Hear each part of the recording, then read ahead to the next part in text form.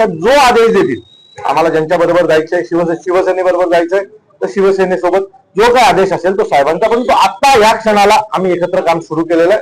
आणि आमची जी काही गणित आहेत, जी मागच्या विधानसभेची गणित आहेत, लोकसभेची गणित आहेत, जर ईव्हीएमचा घोटाळा झाला नाही तर संजय राऊतांनी जो काही 75 के पारचा जो आकडा काढलाय तो शिवसैनिक, महाराष्ट्र सैनिक आणि राष्ट्रवादी शरदचंद्र पवार गटाची आमची टीम असे सगळे मिळून आम्ही तो 75चा आकडा क्रॉस करू. राष्ट्रवादी काँग्रेस सुद्धा सोबत दिसतंय, लोकांच्या प्रश्नासाठी ते सुद्धा सोबत असणार का? त्याच्यासोबत सुद्धा काम सुरू झालंय का? हे बघा, आता ह्या लोकांनी जी काय अराजकता मागवली भारतीय जनता पक्षाने आणि शिंदे गटाने, त्याच्यासाठी सर्व विरोधकांना एकत्र येणं खूप गरजेचं होतं. ठाण्यात भीतीचं वातावरण होतं, दहशतीचं वातावरण आहे, भ्रष्टाचाराचं वातावरण आहे.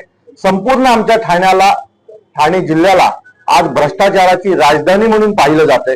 सो या सगळ्या गोष्टी जर आम्हाला पुसायच्या असतील तर आम्हाला एकत्र येणं गरजेचं आहे आणि त्या दृष्टीने काम आम्ही सुरू केलेलं आहे. निवडणुकीला कसं एकत्र यायचं याच्या बाबतीतले आदेश सन्माननीय राजसाहेब देतील. पण भाजप आणि शिंदेची शिवसेना मात्र सोबळाची भाषा करतात. भाजप नंतर टप्पा भाजप ठाण्यामध्ये जाईल. मी तुम्हाला सांगतो, हे जर वेगवेगळे लढले ना तर यांचं आम्ही पाणीपत करू.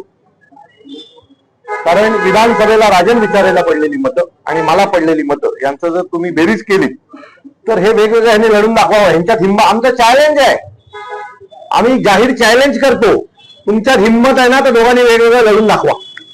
नाही या लोकांचं आम्ही पाणीपत केलं ना तर